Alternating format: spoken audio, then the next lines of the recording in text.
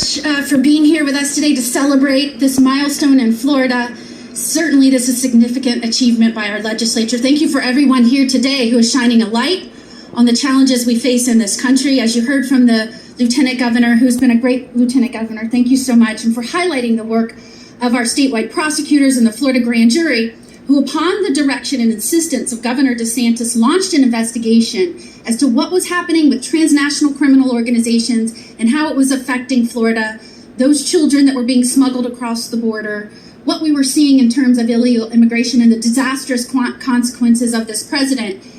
And what we found is that, you heard the numbers, 10 million people, 7 million of which we know came across the border because they were said welcome, processed right in, and then millions more that we never had contact with, smashing historical records. And what we know is that criminals have come into the country as a result of that breakdown in border security, which has been intentional, and it has been since day one, since President Biden has been in office.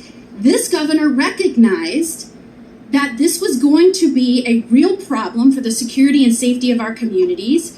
We immediately started litigating against this administration, especially in the first month when our sheriffs told us that this administration had backtracked on all former policies and said, we're not going to deport those here illegally, committing serious crimes, committing felonies. I know everybody used to do that, but not under the Biden administration.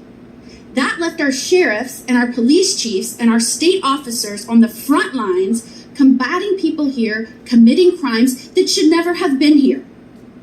The breakdown of the border, throwing open the gates, has allowed those criminals to infiltrate our country. Do not take my word for it as Attorney General. Take the grand jury's word for it. Take Director Wray's testimony this week in which he said, we know there is no doubt criminals have come into our country, are coming into our country, criminals related to transnational criminal organizations. In fact, even those organizations that have ties to ISIS. That was this week. This week, we also heard from a sheriff in South Florida who said we had a girl raped by 3 people here illegally. 1 came over at the beginning of this month, right across our border. And that is because the wide open border. Now, you heard the governor say it's not just the wide open border that's putting our community members at risk.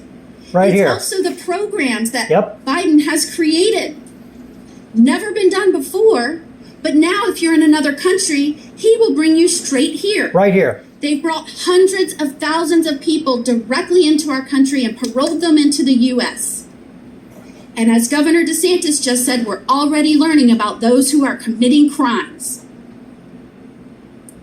There is no doubt our country is less safe. Not a day goes by that you don't see someone that has been harmed by someone here illegally that should not be here, was not vetted when they came across, or they just escaped all detection because this is a historical surge.